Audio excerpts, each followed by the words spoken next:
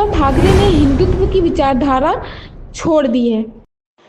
वक्फ संशोधन विधेयक पर शिवसेना सांसद नरेश महस्के कहते हैं कि आप देख सकते हैं कि कुछ लोग वक्फ के नाम पर संपत्तियों पर कब्जा कर रहे हैं। वे लोग वक्फ के तहत आय का उपयोग अपने लाभ के लिए करते हैं, ना कि गरीब मुसलमानों के कल्याण के लिए।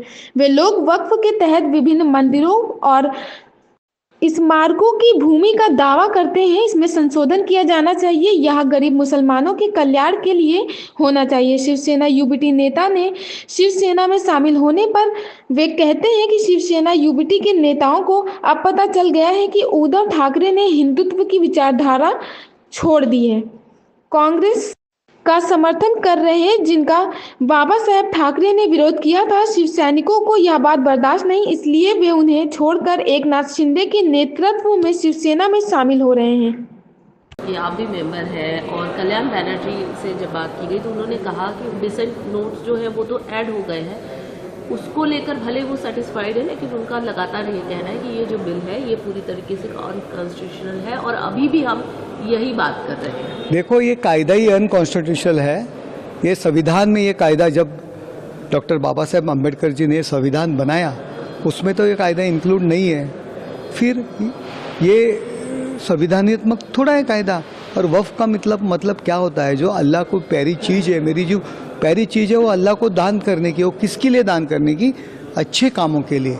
लेकिन आप देखो कि वक्फ की प्रॉपर्टी 2, 4, 5, 10 लोगों ने हड़प की है। उससे जो कुछ आमदनी आती है वो गरीब मुसलमानों के लिए कुछ भी खर्चा नहीं होती, वो खुद का फ़ायदे के लिए खर्चा हो रहे हैं। आप कर्नाटक जैसे सरकार में देखो, मैं नेताओं का नाम नहीं लेना चाहता हूँ, लेकिन वक्फ की प्रॉपर्टी पर होटल्स, लॉजिंग वहाँ खड़े हैं, थिएटर्स खड़े हैं, लेकिन उसका फ़ायदा गरीब लोगों को कहाँ हो रहा है?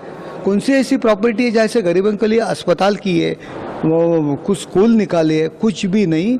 सिर्फ वो प्रॉपर्टी खुद के फ़ायदे के लिए कर रहे हैं। बहुत से प्रॉपर्टी के से जो आमदनी होती है वो देश के खिलाफ यूज़ होती है।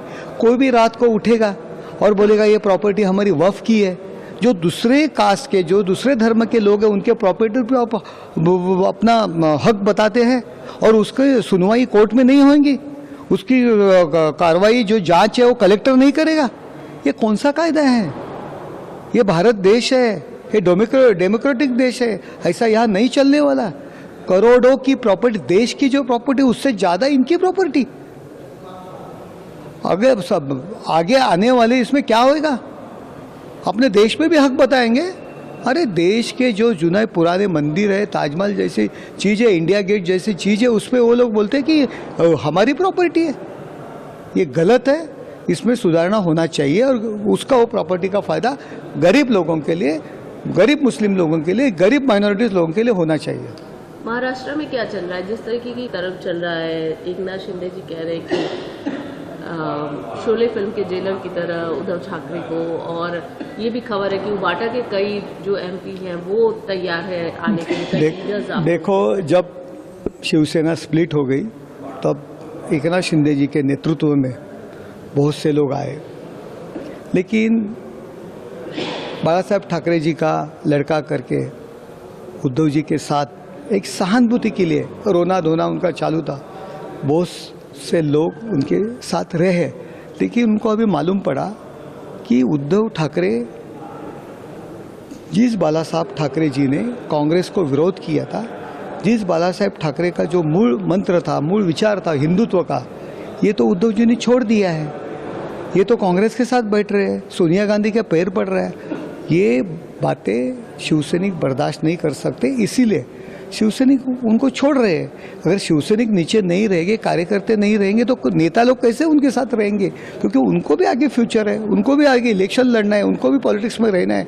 अगर मेरे साथ मेरा कार्यकर्ता नहीं रहेगा, लोग नहीं रहेंगे, वोटर्स नहीं रहेंगे, तो उद्धव ठाकरे के साथ मैं रह के क्या करूँ? सब लोग इसीलिए उनको छोड़ के एकनाथ शिंदे साहब के नेतृत्व में हमारे शिवसेना में शामिल हो रहे हैं।